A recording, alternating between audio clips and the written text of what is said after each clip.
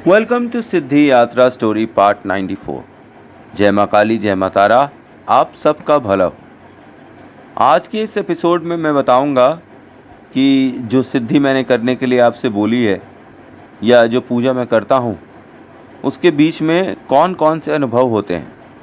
हो सकता है आप भी जो पूजा कर रहे हों उसके बीच में आपको ये अनुभव हो रहे हों, और अगर ये अनुभव हो रहे हैं तो ये नॉर्मल अनुभव है।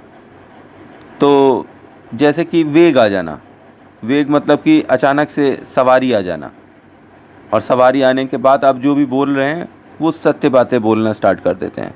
कई लोगों को सवारी आती है और ये शक्ति का अनुभव ही है कि मतलब जब आप शक्ति पूजा करते हैं तो आपको वेग आता है, रहते रहते आपको अचानक से विजन्स आने लगते हैं बैठे बैठे कि ये फ़लानी जगह ये हो रहा है, फ़लानी जगह वो हो रहा है। क्योंकि आप पूजा में पूरी तरह से संलग्न रहते हैं, सिद्धि के लिए पूरी तरह समर्पित रहते हैं, तो ये वेग आना एक नॉर्मल बात है। पर आपको मैं एक चीज़ और बता देता हूँ कि वेग तो आ रहा है आपको, लेकिन इसमें 90% लोग जो हैं या तो एक्टिंग कर रहे होते हैं या तो उनका दिमाग ख़राब होता है। केवल 10% ही ऐसे बंदे होते हैं जिनको वेग आने पर जब वो सही सही बातें बताते हैं, आप मतलब कि फ्यूचर पूछ सकते हैं उनसे तो वो फ्यूचर आपको बताएंगे। पास्ट बताने वाली शक्तियाँ तो बहुत होंगी कि आपके साथ ये हो गया वो हो गया, लेकिन आपके साथ क्या होगा ये पॉजिटिव शक्तियाँ ही बता सकती हैं। ठीक है, तो वेग का मतलब हो गया कि आपके ऊपर सवारी जैसी आ जाना। ये ज़रूरी नहीं कि सवारी आने पर आप पूरा मतलब चिल्लाना स्टार्ट कर दें या वो कर दें, ऐसी बात नहीं है।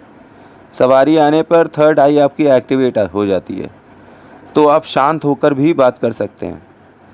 और जो जितने ज़्यादा कंट्रोल में होता है उसकी उतनी ज़्यादा अधिक शक्ति होती है।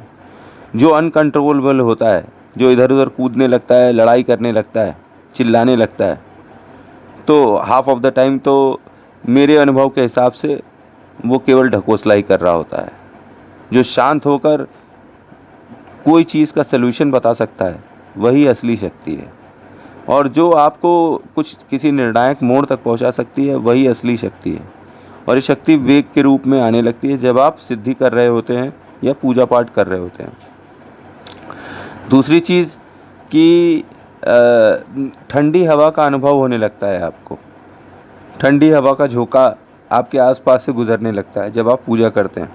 ऐसा लगता है कि हवा का झोंका एक अलग तरीके से, मतलब पूरी बॉडी में तो गर्मी है पर एक एक कोई पर्टिकुलर बॉडी पार्ट में ठंडी हवा का झोंका आने लगता है। जैसे कभी कभी थर्ड आई पर आ जाता है और कभी कभी फेस पर भी आता है।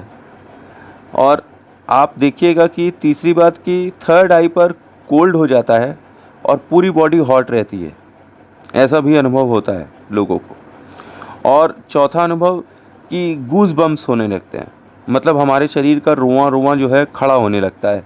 जब हम जाप करना स्टार्ट करते हैं माला से, तो हमारे शरीर के पीछे के भाग, पीठ से लेकर हाथ तक और पैर तक सब जगह के रोएं अपने आप एकदम सीधे खड़े हो जाते हैं। तो आप समझिए कि शक्ति जागृत हो रही है और शक्ति आपसे प्रसन्न है। पांचवा अनुभव जो है ये तो मेरा निजी अनुभव था कि एक कोई छिपकली या कोई भी कीड़ा मकोड़ा आकर आपके ऊपर बैठ जाएगा, आपको परेशान करेगा और चाहेगा कि आप अपनी सिद्धि छोड़ दीजिए या अपनी पूजा पाठ बंद कर दीजिए। लेकिन अगर आप डटे रहेंगे तो फिर वो अपने आप ही चला जाएगा, स्वतः ही वह जान जाएगा आप उसको कोई हार्म नहीं पहुंचाएंगे, और तो वो आप भी आपको हार्म नहीं पहुंचाएगा। ये भी मेरा एक निजी अनुभव है, पांचवा अनुभव। और छठवां अनुभव है कि आप जब पूजा कर रहे होंगे तो आपको बेल्स की आवाज़ आएगी। ये नहीं कि घंटा टना टन बज रहा है, हल्की हल्की बेल्स, जैसे कि विंड चाइम्स में बेल्स बोलती है ना, टिंग टिंग टिंग टिंग टिंग टिंग, हल्की हल्की, वैसे टाइप से आपको बेल्स की आवाज़ सुनाई पड़ेंगी। मुझे सुनाई पड़ती हैं, कई बार सुनाई पड़ती हैं। और आपको एक ऐसा अनुभव भी होगा कि सातवां अनुभव है ये कि एक कोई छोटी लड़की, अगर आप काली साधना कर रहे हैं तो एक कोई छोटी लड़की आपके कमरे में खूब गोल गोल घूम रही है, खेल रही है, आपके पीछे आ जा रही है और टंग बाहर निकाल के कर रही है, आपसे बातें कर रही है। और जाप करते वक्त आप बात ज़रूर कर लीजिए, पर आंखें मत खोलिएगा। जाप अपना पूरा करिए, तभी आप कोई चीज़ करिए। इसके अलावा अगर कोई आपसे बात भी कर रहा है, आपका ध्यान भी भटका रहा है, तो आप बात कर सकते हैं मन में, लेकिन अपना जाप मत रोकिएगा, जाप चालू रखिएगा। और एक और अनुभव, 8वां अनुभव, कि कान में आपको सीटी की आवाज़ आती है। जैसे दूरदर्शन का टीवी चला जाता है तो एक सी करके आवाज़ आती है ना, कान में सीटी की आवाज़ आने लगती है जब आप जाप करते हैं और पूजा करते हैं। और नवा अनुभव एक ये भी मैंने किया कि जैसे मैं बैठा हुआ हूँ तो बैठे बैठे आपको तरह तरह की स्मेल आने लगती है। जैसे कि आपको रोज़ की स्मेल आ जाएगी, चमेली की स्मेल आ जाएगी। राइट नाउ अभी मैं आपको वीडियो बना रहा हूँ आपका, तो और यहाँ मंदिर में अपनी बैठा हूँ, तो मुझे एक तेज़ नेस्कैफ़े कॉफ़ी की स्मेल आ रही है, जबकि नेस्कैफ़े कैफ़े घर में बनी ही नहीं है। कोई भी आसपास कॉफ़ी का कोई सोर्स नहीं है, और यहाँ मैं आपका वीडियो बना रहा हूँ, मुझे तेज़ कॉफ़ी की खुशबू आ रही है। लगता है माता चाहती है कि मैं कॉफ़ी बना के लाऊँ उनके लिए। तो अभी आपका वीडियो बनाने के बाद मैं उनके लिए कॉफ़ी बनाऊँगा। ऐसे अलग अलग तरीके की स्मेल्स आपको आने लगेगी बैठे बैठे। आप जहाँ पे भी साधना कर रहे हैं, सिद्धि कर रहे हैं, माता का मंदिर है, तो वहाँ आप जो है तरह तरह की मतलब स्मेल्स का अनुभव करने लगेंगे कि रोज़ की स्मेल आ रही है, चमेली की स्मेल आ रही है, और अब जैसे अभी मैं ही बोल रहा हूँ कि कॉफ़ी की स्मेल आ रही है। एक 10वां अनुभव ये भी है कि जब मैंने नवाड़ मंत्र किया हुआ था, सिद्धि की कोशिश करी थी पहले दिन, ग्रहण के दिन, तो मेरे चारों ओर चट चट चट चट चट, जैसे स्टैटिक इलेक्ट्रिसिटी नहीं होती है, वैसे टाइप से फायर, मतलब चिंगारियाँ उठ रही थी, चट चट चट चट चट चट चट। It was a very strange और बहुत ही ख़तरनाक एक्सपीरियंस था, और वो फ्लेम्स जो हैं वो जला सकती थी। मुझे तो ऐसा प्रतीत हुआ, और अभी भी मुझे कई बार होता है जब मैं पूजा करने लगता हूँ और बहुत ही गहरे ध्यान में चला जाता हूँ, तो चट चट चट चट करके आवाज़ें आने लगती हैं चारों ओर से, जैसे कि चिंगारियाँ उठ रही हैं, वही स्टैटिक इलेक्ट्रिसिटी की तरह। तो और दूसरी चीज़ कि 11वां अनुभव एक ये है कि जो हम दीपक जलाते हैं, वो आश्चर्यजनक रूप से एक एक उँगली के बराबर लंबा हो जाता है। जलते जलते वो लंबा होने लगेगा, मतलब उसमें एक आकृति आने लगेगी। आकृति भी किसकी आएगी? माता की आकृति दिखाई पड़ने लगेगी, और फूल की आकृति दिखाई पड़ने लगेगी। कई लोगों के घर में 12वां अनुभव ये है कि दीपक में सिंदूर आ जाता है और फूल भी बन जाता है। तो ये भी एक इंडिकेशन है कि माता आपसे प्रसन्न है और चाहती है कि आप उसकी सेवा करने के लिए प्रयासरत रहें।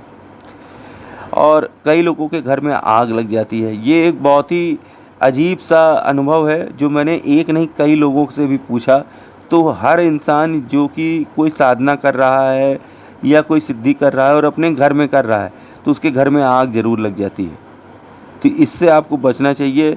ये भी एक इंडिकेशन है कि शक्ति आपके घर में घूम रही है। घर में आग लग जाना कोई अच्छा शगुन नहीं है। शगुन ये है कि आपने कोई पॉजिटिव ऊर्जा को जागृत कर लिया है, जो कि आपके घर में बसी हुई नेगेटिव ऊर्जा के साथ लड़ाई कर रही है। उसका ये परिणाम है कि घर में आग लग गई है। ठीक है। और एक 14वां अनुभव ये है कि बिना बात के हंसी आती रहती है। जब आप पूजा स्टार्ट करेंगे और ध्यान करेंगे और बहुत ही गहरे ध्यान में जाने लगेंगे और माता का आपको अनुभव होने लगेगा, तो बिना बात के आपको हंसी आती रहेगी। बिना बात आपके चेहरे पे केवल मुस्कुराहट रहेगी। As if you are very content, आप बहुत ही संतुष्ट हैं अपने जीवन में, ऐसा आपके चेहरे से लगने लगेगा। आपको बस मुस्कुराहट ही आती रहेगी। कोई भी आपसे कुछ भी कह रहा है, आप उसका जवाब मुस्कुराहट से ही देंगे। ऐसे भी अनुभव होने लगते हैं जब आदमी सिद्धि करता है या पूजा पाठ करता है। और आपका 15वां अनुभव एक ये है कि मन में शांति का अनुभव होने लगता है। मन शांत हो जाता है। जिन बातों से आप बात बात पे परेशान हो जाते थे, वो होनी बंद हो जाती हैं। अगर वो होती भी हैं तो वो आपको विचलित नहीं करती हैं। और एक 16वां अनुभव ये होता है कि पीठ पे चींटी चलना, सर में चींटी चलना, सर के ऊपर चींटी चलना, मकड़ी चलना, नाक के अंदर मकड़ी घुस जाना, मुंह में मकड़ी घुस जाना। मतलब ऐसे अनुभव जब आप जाप करते हैं तो ये होते हैं, और ये नॉर्मल अनुभव हैं, ये होंगे ही होंगे। ये ज़्यादातर के लोगों को होते हैं, मुझे भी हुए, और ये सारे मेरे निजी अनुभव हैं। जो मैं आपको बता रहा हूँ। एक 17वां अनुभव ये है कि जो जैसे आप माता काली को नींबू चढ़ाते हैं, तो वो आप देखिएगा कि ऐसे तो 1 हफ़्ता भी लग जाए तो वो ख़राब नहीं होता जल्दी नींबू। लेकिन आपका नींबू अगर आपके घर में कोई नज़र दोष है या भूत प्रेत है या कुछ भी है, तो 2 दिन में वो नींबू रेड होने लगेगा। जो आपने अपने मतलब माता काली को चढ़ाया हुआ है त्रिशूल पर रखकर, तो उससे आपको पता चल जाएगा कि कितनी प्रॉब्लम है कितनी नहीं है। अगर रेड हो रहा है तो इसका मतलब कि प्रॉब्लम है, और माता आपका निवारण करेंगी। नींबू का रेड होना ये भी है कि माता आपको बता रही है कि ऐसी ऐसी चीज़ें हो रही हैं। आगे का रास्ता भी माँ आपको ज़रूर बता देगी। और एक 18वां अनुभव ये है कि कमरे में जहाँ आप अपनी पूजा पाठ कर रहे हैं, वहाँ किसी औरत की आवाज़ आने लगेगी।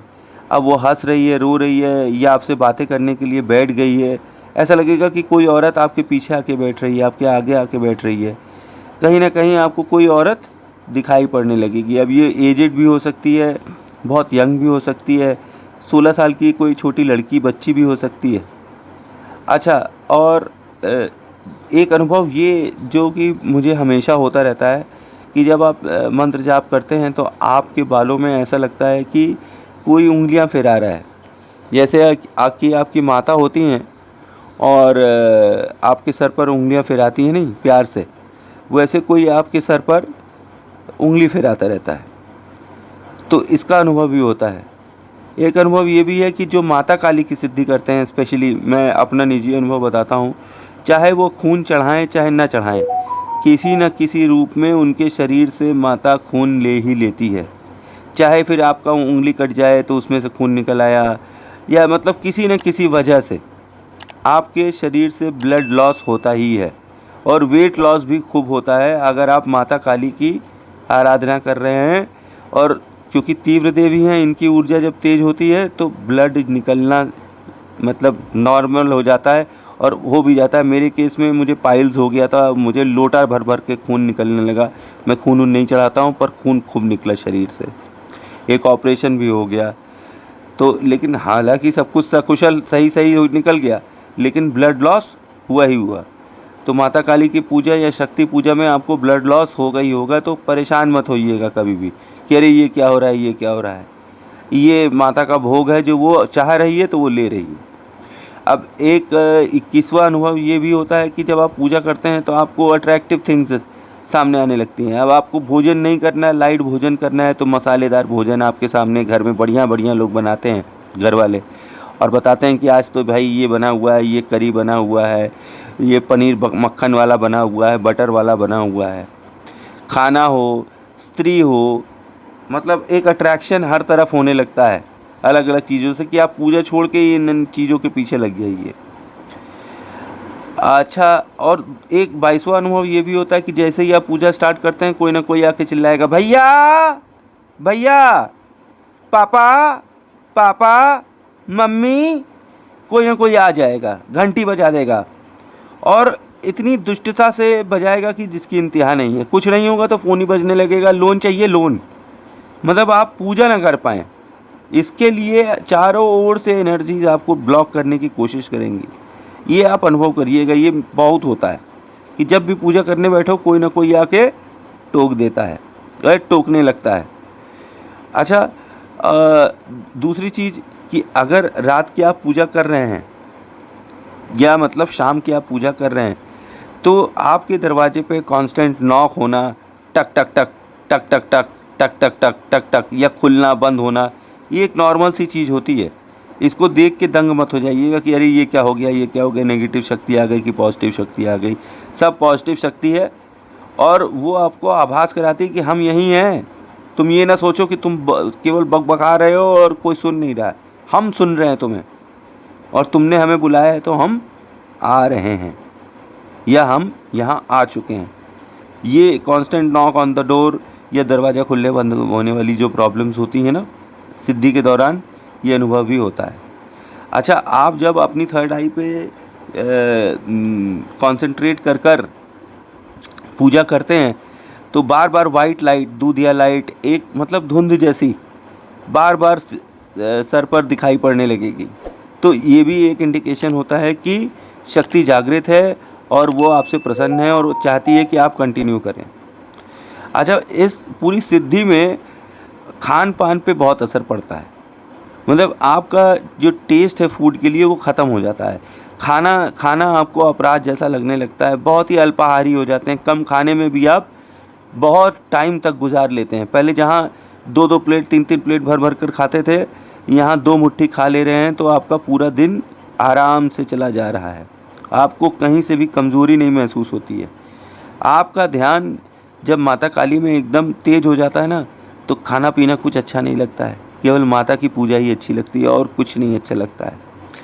एक 26वां अनुभव यह है कि रिलेशनशिप आपके बैड होने लगते हैं, चाहे आपके माता पिता के साथ हों, दोस्तों के साथ हों, बीवी बच्चों के साथ हों, आपके पता नहीं क्यों रिलेशनशिप ख़राब होने लगते हैं। ऐसा इसलिए होता है क्योंकि आप उनका जो असली चेहरा है वो देखने लगते हैं। आप पूजा पाठ आप करते हैं और वो मन में क्या सोचते हैं और सामने क्या करते हैं, तो जो वो मन में सोचते हैं वो उनके आपके सामने आने लगता है और आप सतर्क हो जाते हैं। तो उनके साथ आपका रिलेशनशिप ऑब्वियस है बैड होने लगता है। अच्छा, मन में आपके 27वां अनुभव ये है कि बार बार आता है कि किसी तरह से पूजा बंद कर दें। छोड़ो पूजा, बहुत पूजा हो गई, पूजा बंद कर दो, पूजा बंद कर दो, पूजा बंद कर दो। ये ख्याल आना भी एक अनुभव है और ये बार बार होता है, हमेशा होता रहता है। बहुत ही मतलब जब आप आगे बढ़ जाएंगे साधना में, तब आपको ये वाला अनुभव बंद हो जाएगा कि स्टॉप द पूजा। हाँ, कभी कभी आपको मन करेगा कि ब्रेक ले लें इस पूजा से, तो आप यकीन मानिए आप ब्रेक ले लीजिए 2 दिन का, 3 दिन का, फिर आप करिए। कई बार हमारी शरीर जवाब दे देती है, मन जवाब दे देता है, करते करते करते करते। अगर रम कहें तो अलग बात है, नहीं रम पा रहे हैं या कुछ भी कष्ट हो रहा है, आप 2 दिन पूजा मत करिए, कोई दिक्कत नहीं है, माता बुरा नहीं मानेंगी। लेकिन आप तीसरे दिन ज़रूर करिए, नहीं बुरा मान जाएंगी, ठीक है। अच्छा, और जब हम पूजा करते हैं तो या सिद्धि साधना करते हैं तो माता के फ़ोटो पे चढ़ाया हुआ कोई फूल होता है वो गिर जाता है, हमेशा हमेशा गिर जाता है। तो ये भी एक इंडिकेशन है पॉजिटिव एनर्जी का कि माता आपसे प्रसन्न है और चाहती हैं कि आप उनकी सेवा आराधना करें और वो आपको सिद्धि देने के लिए इच्छुक है। अच्छा, कमरे में किसी औरत का आ जाना, मतलब कमरे में कोई औरत आ जाती है, वो आसन लगाकर आपके सामने बैठ जाती है। जैसे ही आप आंख बंद करे हुए हैं पर आपको आभास हो रहा है कि कोई औरत है जो सामने बैठी है, कोई पीछे बैठी है, कोई बगल में बैठी है। कई बार तो ऐसा अनुभव होता है बगलामुखी साधना में कि आपकी जंघा पर वो हाथ रख देती है, तो आपको किसी के हाथ का स्पर्श भी महसूस होता है। बस एक चीज़ ध्यान रखिएगा, जाप नहीं छोड़िएगा, जाप छोड़कर बातचीत मत करने लगिएगा। पहले जाप कंप्लीट करिए, उसके बाद आराम से बातचीत कर लीजिएगा, नहीं आपका जाप टूट जाएगा और सारी मेहनत बेकार हो जाएगी। अच्छा, एक अनुभव 30th अनुभव ये है कि ब्रह्म मुहूर्त में आपकी नींद खुल जाती है, मतलब 3:30 से 5 बजे तक के बीच में, और आप उठ के पूजा पाठ करने लगते हैं और माता की आराधना करने लगते हैं, मतलब माता के भजन सुनने लगते हैं। कोई ज़रूरी नहीं कि आप बैठ के घंटी बजाना चालू कर दीजिए, आप सुबह उठ के अगर माता के भजन चालू कर देंगे, 1-2 भजन सुन लेंगे, तो वो भी आपकी पॉजिटिव ऑरा को बढ़ाएगा। और प्लस ये इंडिकेशन है कि पॉजिटिव एनर्जी आपके आसपास है, क्योंकि ये वो टाइम है जब ज्ञानगंज के सारे ऋषि मुनि एक साथ कीर्तन करते हैं। ये 3:30 से 5 के बीच में वो सारे दिव्य ऋषि जो कि ज्ञानगंज में रहते हैं एक साथ कीर्तन करते हैं, तो इनके कीर्तन में आपका भी कीर्तन जुड़ जाता है, तो इससे आपका पुण्य बढ़ता है और आपके मन की इच्छाएं, जो भी आप इच्छा करें वो इस समय पूरी हो सकती हैं। अच्छा, 31st अनुभव ये है कि आपके घर में पीपल के पत्ते आने लगे। पीपल के पत्ते आ रहे हैं, इसका मतलब ब्रह्म राक्षस आपके घर के अंदर आना चाहते हैं। पीपल का पेड़ उग जाना, ब्रह्म राक्षस का प्रकट होना। अब ब्रह्म राक्षस आपको पॉजिटिव भी दे सकते हैं और नेगेटिव भी दे सकते हैं। अगर आप आदर से उनको अपने यहाँ पे आमंत्रित कर रहे हैं या आदर दे रहे हैं, तो वो आपके साथ बुरा नहीं करेंगे, आपका भला ही करेंगे। लेकिन आप अगर निरादर कर रहे हैं तो आपको बुरा फल मिलेगा। अच्छा, घर के बाहर आपके कुत्ता आके बैठने लगा है, या कई कुत्ते आके बैठने लगे जिनको आप खाना वाना खिलाते हैं, तो ये भी एक इंडिकेशन है पूजा के बीच में कि आपके पास अब पॉजिटिव एनर्जी है, क्योंकि जिसके घर के बाहर कुत्ता होगा उसके घर तो कभी ज़िंदगी में चोरी होगी नहीं है। कुत्ता अगर सेटिस्फाई होगा तो आपके दुश्मनों से आपकी रक्षा भी करेगा। ये महाकाल का रूप है, ये आपके पूर्वज हैं जो आपके घर के बाहर बैठकर रक्षा कर रहे हैं, ठीक है। तो जब आप पूजा करेंगे तो ये भी अनुभव होगा कि घर के बाहर गाय, कुत्ता, अन्य जीव जंतु आने लगे हैं और उनका आपके प्रति और आपका उनके प्रति आदर सत्कार, मतलब प्रेम भाव है, ठीक है। और एक अनुभव ये भी है 33rd अनुभव कि पति पत्नी के संबंधों में खटास आ जाती है, झगड़ा होने लगता है उनके बीच में, इसलिए कि जो माता हैं सिद्धि, वो कहती हैं कि तुम केवल मेरे ही रहो, तुम किसी और के नहीं रहो, तुम मुझसे ज़्यादा किसी को भी प्रेम न करो। इसलिए माँ ये सुनिश्चित कर देगी कि आप उनसे ज़्यादा प्रेम किसी को न दें, उनसे ज़्यादा आदर किसी को न दें, उनसे ज़्यादा सत्कार किसी को न दें, जिसको भी देंगे उसके साथ झगड़ा होने लगेगा। अच्छा, 34वां अनुभव ये है कि आपको आभास होने लगता है, आने वाले कल के बारे में आपको आभास होने लगता है और आप अपने मुंह से जो भी बोलते हैं वो सत्य हो जाता है। 35वां अनुभव ये है कि श्राप देने का और वरदान देने का जो शक्ति होती है वो आपके कंठ में आ जाती है। अगर आपने जाप अच्छी तरीके से कर लिया है सुबह उठकर और सिद्धि कर रहे हैं काफ़ी दिनों से, तो आपके कंठ में स्वयं सरस्वती निवास कर जाती हैं और जहाँ सरस्वती बोलती हैं वहाँ पे सत्य वचन होता है। तो इस चीज़ का आप हमेशा ध्यान रखिए कि अगर आप पूजा पाठ कर रहे हैं तो न किसी को श्राप दीजिए न वरदान दीजिए, नहीं तो आपके पुण्य नष्ट होंगे और पाप बढ़ जाएंगे। तो ये श्राप और वरदान की शक्ति भी स्वतः ही आपके हाथ से चली जाएगी, अनुभव होना बंद हो जाएगा अगर आपने फालतू में इसका इस्तेमाल किया तो। अच्छा, 36वां अनुभव जो मुझे हुआ कि मेडिटेशन में भक्ति चक्र वाइब्रेट करने लगता है, पूरी बॉडी वाइब्रेट करने लगती है। आप जाप करके उठिए तो आपको लगेगा अंदर से आपकी बॉडी छन छन छन छन छन छन करके थरथरा रही है। तो ये 36 अनुभव जो सिद्धि करने में होते हैं, ये मैंने आपको आज बताया। Thanks for watching. जय माँ काली, जय माँ तारा। आप सबका भला हो।